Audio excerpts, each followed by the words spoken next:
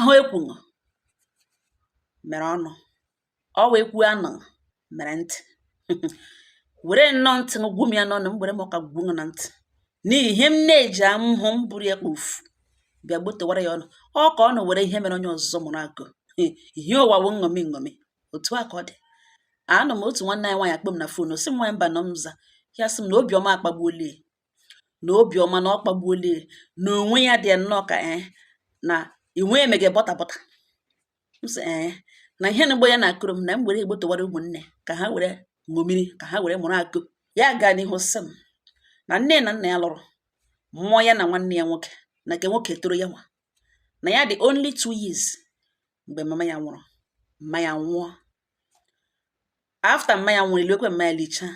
mpa ya kpọrọ ya na nwanne ya nwoke na ya dị 2 years, na nwanne ahụ nọ 3 years and kpọrọ ya na nwanne ya nwoke kpọgara nwanne mama ha na ọwa ada nne mma ha, ka ha na ha nọ nliche lichara mama ha, akpụrụ akpụga ebe ahụ na umere na ha, na papa ya ga-alụgharịzie nwaanyị ọzọ. Ha etolitezie, akụkọ wee kọwazie dat na onye papa ha lụrụkwana nwunye nna ha na ọ wee ezi enyi mama ha, best friend mma ya nọ n'ili taa, na onye mpa ha lụrụ na ọ best friend mama ha, eriwe onye enyi ka nwanne. Na mgbe ahụ na ọ dịghị izi, ọwụ ha n'izitin na o butere families na ha nwa dị obere, ihe awụ akụkọ akọrọ ha akọrọ, of which na ha pụta na ha na-achọ ihe gburu mma ha, na ha achọ ahụtahụ enyi ya nwaanyị ahụ n'aka ya dị ọcha. Something gara wrong, mana ka ha hapụga ka for another day. Ọ ya ka ha nọ na ke nwanne mma ha weta aka ya nwa dị 14 years na-aga 15 mgbe nwanne mma ya sị na aka akwawala ya, na mpa ya bịa kpọrọ ụmụ ya na ha welitele isi gbaghachita ha back, na ọ weta ha si nweta ihe onwe ha n'aka mpa ha na step mother ha. Step mother ha nọ mụkwara nụ ụmụ anọ, ụmụ nwaanyị 3, otu nwoke. Then ka ada ya every time ka o ji ya na ya boy kind of isi na isi, na every time ka o ji ama ya aka, because ọ ka ada ya nwoke mbụ ụzọ ya, ka ọ bụrụ ụzọ mụọ ka nwaanyị before mụọ ndị ọzọ, ka ada ya toshiri ndị ka ọzọ, na ejighị much to ka ada ya nwaanyị ahụ, mana mgbe niile ọ na-ama ya aka n'isi, na agwa ya azụkasala ya n'iyi, na mma ya reziri ya to face her as a competitor. Mma ya reziri ya na ụdị na ihe nwee ihe ọbụla nwa ya na-eme, ha ahụta ya as competition, na mgbe niile nwa ahụ ga na-ama ya aka n'isi, even though na ọwụghị ya na ya bụ awụghị ebi, na ọ ga-ama ya aka ihe ọbụla ọ si nye, na mpa ya ga-ebuzo weta ihe ahụ nye ya na ngwa ngwa, mana ya need something na ya ihe aha izada na ga enye na ọ ya akọta ya na ya ebete ya n'akwa kute n'osuso na ụta shi biri. Mana e nwere karata ihe ejiri mara nwanne ya nwaanyị a. To the extent mma ya bide complain, wa by then o wola habit, onye ọbụla etoshala. Papa ya na complain kwa ihe adịla late, na nwanne ya nwaanyị awụ mmadụ ọwụ ihe o kwuru ka ọ ga-achọ ka o mee, ma o mee otu ahụ o shiri kwu, imụla ha ga-aba ya na ụnyaahụ. Na ọ naghị anụ advice, ọ naghị anụ suggestion, ọ na-ahụta na o nwere ihe mmadụ ga-agwa, ọ na-ahụta onwe na ya macha ihe niile, ọ dị stubborn, ọ dị arrogant, ọnụ ọjọọ ya, ọnụ ọjọọ na ọnụ nwanne ya nwaanyị ahụ na-eshi kashi, na ihe ọ na-agwa mmadụ na ọ na-eche ya eche, and o nwere iwe ọkụ, na iwe ọkụ ya gbagotere wewe atọf iwe ọkụ, enweghị ihe a na-eji ọ na-ekwu na-aga agwali mmadụ na ọwụ ndụ ọjọọ, ure ndụ ọjọọ nọ n'ime nwanne ya nwaanyị, and ọ dị stubborn, ọ sị ihe na ya ga-eme ọ ga-eme. Obido gwawe si na ya na-alụkwa di, na ya kpachapụkwa anya, na ya alụkwa di ka awụ tomorrow ogbo mkpa ya akpọ ya ndị lụrụ di pụta ya pụta, mana as for ya nwa na ya hụ na bright future, na ya hụ na ya na-aga ịlụ ọdọnkọ na-enyi, and even though na nwanne ya nwaanyị gbupụrụ ihe n'ugbo ya na-akọrọ maka na ọ mara mma wewe, o wee very na dị gị na ọ mara mma, na ọ mara mma ka mma ya mara mma wewe. Nwaanyị mba nnọọ mza ruo otu ụbọchị nwanne nwaanyị na-adọkọrọ otu nwokorobịa ụlọ na ọ bụ onye ga-alụ na ha na-alụ, ha na-ele nwatakịrị ya akwa n'ilu ka o ji ego ka ahụ dị ya mma, befe ya mara vuru ha agba nkwụ lụọ lakpuru. Ya nwanụkwa ya alụbekwe, ya nụkwa si Chineke thank God at least ọ pụọla ka elu na ala kuteta ume. Only 4 months ka ọ nọrọ n'ụlọ di ya, problem report a na-abịa, DNA weta report, ụmụnne di na-eweta report, nne di na-eweta report, nna di akwa n'ikpo mpa ya na phone na-agwa esi na nwa ya nwaanyị otu oshi ọzụ ya azụ na ele otu oshi ọzụ nwa ka azụ na ọ gara ebe ahụ fiile na ebe ahụ na ọwụlụ nna ya ma ụmụnne di ma nne di ma nna di gị wetara ya ka ọ pịara ya onye ọhịa pịara ha ọnụ ebe ahụ o ji ọnụ ya mere tọnda tụtụrụ ha ebe ahụ agba ha ka igbe igwe ripọt a na-abịa ewelatacha ya di ya abịarịọ ha gbeghachi ha bak ụmụnne di ewere ikekere aka ha na nwa aga anọ na famili ha si na ha na-alụzi na enwere ka achatara ha moto bulata ya with by force bulata ya with iwe n'ọnụ mana ha ahụ ya na kọmpa na ahụ ya n'ụlọ nna ha na ọkwa di ya bịara ụmụnne bịa ha kwa bịa gbagharakwa nwunye na-arịọ gbeghachikwa ya bak na every time report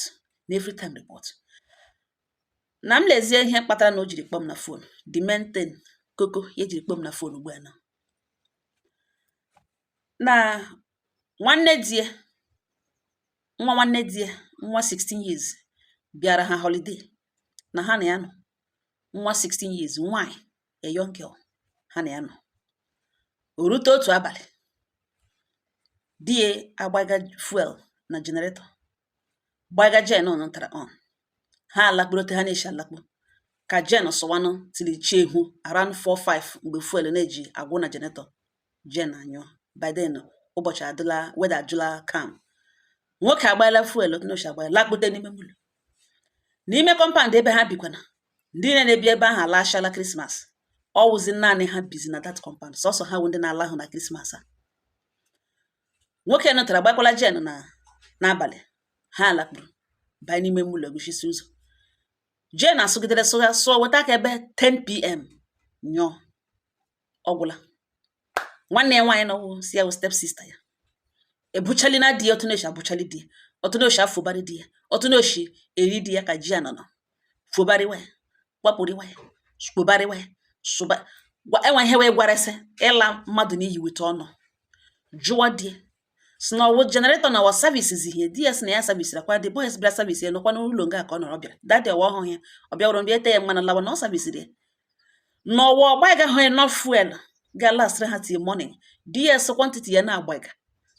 ya mana ọ ga-asụgide till 4-5 n'ọhịa ya gbanyere and jen na service ya na ọ bụrụ na ọ ga-emetụrụ ya ebele wetuta olu ya ala mechụta ọnụ ka ya koodo cheke na ya enwetaghị bad energy ọsụ nwanne nwaanyị agwawa di ya na bad energy ahụ gbugbe ya di ya na ọ wee weakling na onwe ihe ọ ga-eme na ndụ ya mete ya ọfụma na enweghị uru ọ bara ma ya ma ezinụlọ ya ha na-agụ ọnụ mmiri na ọ nga ya nọ ka ụmụnne na-agba frefere na ọ nga ya nọ ka ike na-arụ ha na ya regret ihe eji bata na famili ha ihe ka ọ nọ na-ekwuzi nwa nwanne di ya nọtara nwa 16 years agara bịa si anti na ya lụrụ olu nwoke na window ken na bedroom na outside ya agwawasị ihe na nwanne ya kwebịara na ya ụlọ mechi ha ọnụ ya nga ugbu na ya were aka ntị mawasacha ya isi ya si die na ọ bụrụ na ọ gaghị ga-agbaga fuel ahụ tọpụ ya fuel gbaga jen na on na heat mege not too much na ya ga-eme ya imulo na adịrị ya very hot na ọ ga-decide ọ ga-eprefe ịnọ na ejida n'ime ụlọ bido ihe ọ gwara this man wee ihe ọ na-ocheta o kwugidere na mmara na ụmụ nwoke na-enye nsogbu this man agbagha ụzọ ka ọ gaga gbaga fuel na generator ụmụ okorobịa atọ akwabulie weghachita ha back to the house inside the house ha na ya akwabulie ha na ya lapụta ha mgbuli ha egushizi ụzọ fepa akala anya gị nọ dị mana na ntị tua fepa pọ ha na gị nọ na ntị etua ka ọzọ ewere egbe sụọ ya n'isi jụwa ya sị ọwụ how long ka nwaanyị ya ga-agwa ya meghere ha ụzọ ọ nọrọ ga-agba olu na kemgbe jen ha ma how long ha jiri gbanyụọ jen di ya na-agwa nwunye na-agwa ya gaga gbaghere ha ụzọ na ọ na-anọrọ ga na-ezuzu na ọ gịnị ka o ji take that long iji meghere ha ụzọ na ọma na ọha nwa obodo nwe ala this man anọrọ ga na-asị sọrị na ya dị sọrị na ha biko na bi ha sọ ọwụ ihe biko na ọwụ ihe biko ka onye isi ha ka kacha ha gbadị mkpa asịzi madam ya sị na ya nwere ndị dịka ya makwana ndị dịka ya ya ma ya ji ihe ha na-eri na onwe nsọpụrụ n'ime ndụ ya ngwa ya bịa mee ya obiọma abụọ dị mkpa atọfụ ụmụ ndị oshi abụọ akwụbulie this woman nụrụ n'ihu dị ya wakpo ya wụrụ mmiri ogirishi wee chaa n'ime fechasịa ṅachasịa pụta ka ọzọ ke nta ka ọzọ onye isi ha agwa ya sị ya na ken nga na ya ga nwata na ibe na ngwa ya ga agbagburu ya dawa ya nụrụ nga pụrụ obere nwa 16 years tụtụrụ nwa 16 years gbawarịa ya deflawa ya n'ihu this same man ka ihe a niile mere ụbara ebe niile. Ọ ya ka ọ gaghị anụ ntara ji si yes na ọkwa hụ na ọ bụrụ na ya eji aka ya gị ugbo na nwa ga-anwụ na ọhịa ejiri dị gị na madam ya sị na next time na ọgwa ha dị ebe emeghe ụzọ ọkpa isiokwu na o ji aka emeghe dị ụzọ nọ na anọ the woman asị eyo ha akpọ tụtụrụ this man kọga suge this man sukwu onwe ọbara na ihe akọrọ ya gbakọcha ya n'anya anya this man chagacha ọbara ka vampire. Ọ ya ka egbu ekwere ihe egbucha ya na akọrọ this man ihe dị egwu. Gwawazie ha sọ ngwa n'ebe ndị compound ha ndị niile na neighbors ha alashala na ihe a na-eme ha expect inweta ha n'aka na ya dịkwa less than 500,000. The man sị na ya ejikwe ha ụdịka ego ahụ na scarcity of money nọ mgbe ya gara bank na bank ekweghị enye ya ego na naanị ihe nọ n'umule nọ cash because transfer ma ATM ma ihe niile online bank nye gị nsogbu na naanị ihe nọ n'ime ụlọ nụ ya withdraw ya na family eji erite onye nọ naanị 200,000. Ha sị wee weta the money. As out of that 200,000, now yesterday ka ya just weta the money. No zuzikwe 200,000 na ihe na ebe ahụ na 150. Ha sị weta ya. Ya weta the money. Nya. Ha jụọ the woman si ya na ele ebe jewelry box ya nọ. A ga-ebupụta ya. Ha cheke ya sị nkwere gold nọ dị ya. Ma watch ma gịnị ha ehughara ihe niile. Na-enwe ya kwana si step sister ya. Na-use iPhone. Ha nara na tega na akpa. Otu a ka eshira nsa ka ha were valuable things ha nwere. Ha pụga ha pụọ. Because ha werele na phone this man enwe otu oshi akpọ. This man ekwughị okwu after ha pụrụ. Ya nọrọ n'oche eri ude in pens. Ọ madụ otu oshi eleta nwa nwanne ya ya na ya bụ nwa ọhụrụ kpara aka n'afọ na-erugbu igburu nwa kpuru ebe. Ya onwe kwa na nwanne ya nwaanyị anụrụ nga na-ebegakwa fọm krokodil na ọkwa na ya amakwara ewu na ọnụ ya egbule jụwa die na ọwa ga-abịa kpọrọ ya gawa ụlọ ọgwụ na ihe ndị a mere ka ya dị shọ biko ka enwe ike sachasha ya ka ya dị shọ na-ebu ebe igehi ya ọrịa. The man atụpụrụ ya ọnụ okwu hụpem enweghị ndị nebo ha alashala chi enwere n'ọkọtụ this man apụ ka chata moto bịa buru kwọrọ nwa nwanne ya nọ n'ụlọ ya kpọrọ gawa ụlọ ọgwụ tọpụdoro nwunye ya ọnụ gaa ụlọ ọgwụ ka nwatakịrị ga naragado treatment. Nwunye ya jụọ sọ ọ ga-akpọ ya gaa ụlọ ọgwụ olee otu o si bịa wụrụ naanị da gị ka ọ na-etige na ya nwa nwụhụ victim di ya egheghị ọnụ. Otu a ka di ya chiri pụọ mgbe a na-etritichara nwatakịrị di ya na-agbarịla ya onwe ga kpọrọkwana onwe ga ụlọ ọgwụ ya makpụrụ n'ime ụlọ bụrụ ihe na-emege wụrụ ọghọgọ na ya jọsọ nọrọ nọ n'ime ụlọ somebody ndị ohi wakpo ya na anụ ahụ oghe gawakwa n'ụlọ ọgwụ mgbe ya na-eche ka di ya kpoga nwa ahụ triticha ya bịa kpọrọ eke gawa filie na di ya ka wụ di ya na nwoke ya na-ebi ka ọ na ọ ka wụ the same ụfụbara ma na anọ ụfụbarị ọma na ihe emebiwo. Nwoke triticha na nwa nwanne ya pụta n'ụzọ zụrụ obere fonu tinye sim kaadị lụọ n'ụlọ mmiri fonu kpọwa ụmụnne ya na ya sị ka ya rịọ ha na ha gbaghara ya na ihe a niile ha na-ebe ha na-eti n'isi ya na ọgwụ a niile ha si na-eji jide na ihe a niile ha megide isi ya na anya efuli ya na ha gbaghara ya for stress ha gbaghara ya na o tekiri this long anya ya iji mepee. Ha jụọ sọ gịnị senior brother nwanne nwaanyị senior brother di nwanne nwaanyị ajụọ sọ gịnị di nwanne nwaanyị gwawa ya sị na ndị ohi bịa kọwara ihe niile a niile ya kọrọ mgbe ya tụọ ka this man shi tebụl ọra ya ụmụnne na otu esi wakpo nwunye mmadụ abụọ shi wakpo nwunye ha nye fecha achịcha n'ihu ya ya na-ele ka fim ha si ya watch ha emecha ihe mere n'ihu this man. Ha si ewu n'okwu na ọgwụla nakwa ihe ha na-agwakwa ihe na-agwa na ọ ga-aga lụrụ onye aka ike buputere ha ebe a ya gwa ha na ha mere ya arrange ndị ụmụnna na ya na nwunye ya na family onye hụrụ onye azụ na lọta ka amanyere okwu ọnụ nwunye filie na ọhụ ka amanyere okwu ọnụ normal ka amanyere okwu ọnụ ha niile akwekọrọ lawa ya bidoro ọwa be di ya mgbe abakọbịa si di na ya dị sorry na ọwụ isi ike na ya dị very very sorry na ọwụ na ya makwara mgbe ahụ si ya ga hapụ ya nakwa ya hapụ ya na ọ mana ya wụ onye hit. Nwoke atọpụrụ ya ọnụ taa ka ha si lorute hụ na ụlọ akpa ụmụnna bifo nna elole nwanne nwoke emene ndị ụmụnna ha arrange achatala bọs eji aga ya wije luo mmanya lụchiche ebe niile ka ahụ dị mkpukpe n'ugwo mee ya mwelata ya dịrị very very ya in a grand style ya eluru mmanya luo nlọta na alụrute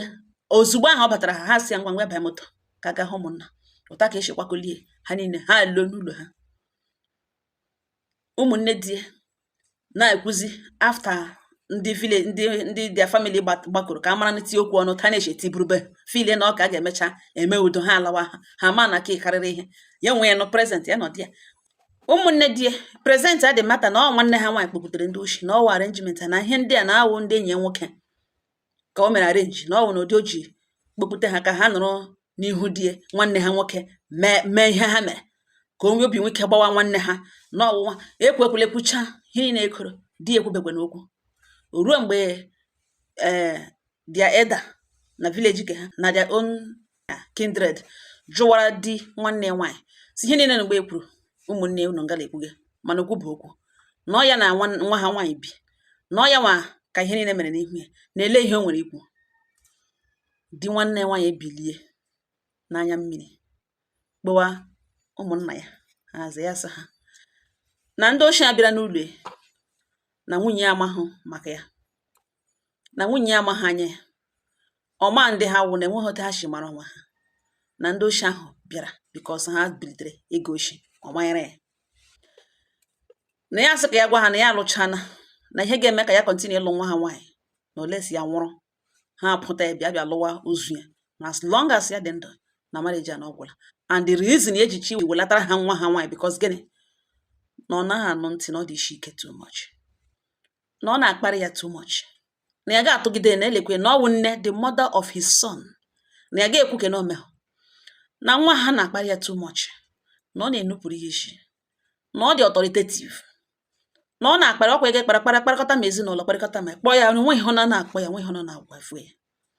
na ọ dị stọbụl na ọ naghị egere ya okwu na ọ ya wụ reason ndị ohi jiri merụọ nwa nwanne ya na ya nọ nwa 16 years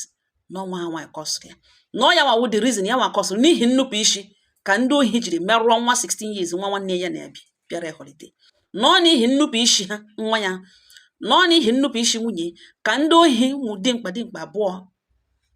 ndị ohi bịara n'ụlọ ya jiri nụrụ n'ihu ya gbara ya na ka fim si elewe tụrụ n'ihu ya tụkasịa nwunye ya kwa wakpe n'ihu ya ya elegidere from mbido to ihe niile mere na-emecha ha take turns on his wife ọ gịnị kọsịrị ya isi ike na mgbe niile ka nwunye ya ihe ọbụla o kwuru ihe ahụ ga-eme ya ahụgodo denja nọ n'ime ihe ahụ gwa ya sị ihe na-eme ya ọgụkwa ha bara uru na ọ ga-afọsị eme ya emekwara ihe ya agho ha aja na-enwebeghị suggestion nwaanyị a wetara n'ime ụlọ ebe ara ya uru ọwa ahịa ka ọ na-agho ha na ihe agaghị ikwu okwu n'ime ụlọ ya sị man nwaanyị eme ya dịka nwunye ya na ihe eji welatara ha nwa ahụ na ọkọ ọsọla ya the highest pen na ya na-aga ebi ala again na ha lekwe nwa ha gboro na ya alụchana ha jụwa nwanne ya nwaanyị sị ele ihe o nwere ikwu na ihe na-edi ekwu ya sị na ya dị sọrị na ihe niile di ekwu na ọ bụ eziokwu na ebe di ya na-atụgide ya ga-atụgidekwanụ di ya na ihe niile di ekwu nga na ọ bụ eziokwu na ya dị very very sorry na ọ bụrụ na ọ gbaghara ya kenegbe ene na ya ga-emegharị na ya ga-amara mee ụmụnne di ya sị na gbaghara ka ebe di ya sị na bifo ya gaa n'ihu na ya ṅụrụ iyi na ya nwe ihe ya na ya ga-ebi ege na ole sọwa ozu ya na ọ chere mgbe ya nwụrụ ọ bịa lụwa dịbọdị ma ọ bụrụ na ugbu a na ọ dịla ova di nwanne nwaanyị sị biko sị return ihe ya kwụrụ n'isi this lady na ya lụchana na orubeghị 2 days agara aga return ihe akwụrụ n'isi nwanne nwaanyị wala a confirmed divorcee na m na-ezote Chineke na-eche eme ọgọ na ọ na 28 of December nọ ka ndị di ya na-abịa and di ya na ọwụ key na di eso na ihu na-emegbugbe na taa ka o ruarịga pụtakwana with nothing ego eji kemgbe o kwere lụ that man business omega ya just nwekpuru ahụ ya wuru iwe ego even though na this man mege comfort na ya dị comfortable na-enyekwa nlechi ya anya enweghị ihe ọ na-arụ nwe nothing ya ewerekwa mfụbarị were mkparị so di ya even though ya alọta nwaanyị bana na ọ lọtara with nothing na ọ nọzi n'ụlọ ya erugharị na-abịazi ugbo ajụ ya eme ọ na-ajụ ese afọ na di onye ebe na di onwere ụmụnne ya jụọ esi di enwe ụmụnne di ya sịkwa ya emekwana gịnị na o chefuola ihe ọ gwara n'ụwa na ọ si alụkwa di ya ga-alụ ebe a ga-enyeju ya afọ na ya nwana ya mara ya ga-alụ odogwu na ọ biko ọ chetakwara ihe ọ hapụkwa ya na ndị di ya na-abịa 28 of December bịa dore na abịala nara list na ọ ya nwachigazi gị ikpeazụ ugbo na mmụ ya na ihu na-eme ọ na-akpakpọ udo ọ lakpọ n'ime ụlọ ga-anọgide n'ime ụlọ mgbe o ji apụta na ọ na-abalị na ọ mgbe o ji iripụta eji na nwanyị mba na mgbere akụkọ na ogbotoro ya ụmụnne m ọ na-anụ nanụ the reason m jiri agbachasị m abịa gbotowa akụkọ n'ọwụ ọ gbasatara security biko adị ama n'abalị gị gbagaji anụṅụ ya eru n'ime abalị ya anyụọ na dị n'odo anya agbaghekwala ụzọ na ị na-aga ka ị ga tọpụ efuel ka ị ga mara ihe mere nọ mgbe ụfọdụ ndị ohi bata ha chọọ ihe ha ga-eji rụpụta na-eji biko kpachapụ anya ṅụ na ihe mere nga ugboene ọzọ dị ka ibe ya wee wụrụ life awụhụ competition gị na-azụ nwa azụ na ya ka ọ hụta anybody na onye ahụ wụrụ ya competition nwa dịka investment invest ọfụma gị nweta good reward ọ na-ahụ na ihe nwanne nwaanyị koro ngala ugboene mgbe agwọ ọjọọ bịara bịa kọrọ nwatakịrị akpọ n'ime ka nne bịara hụ ya complain wa, nna ya hụ ya complain wa, by then ọ wela habit ya eburu gaa n'ụlọ di, akwa ewelatala Igbo onye ka ihu na-edere. Can you imagine that? Onye mema ka ya emema ya erima rite aka. Onye sịkwana na si were ya maatụ were ihe eji eme nṅomi, no problem. Atụrụ onye ọka nga n'odoro nguzo otu agụ nwanyị. Ọhịa m sị ma bịa gbotoro na ụmụnne m, nke onye na-eme ya kpachapụ anya. Udo dịrị ọnụ.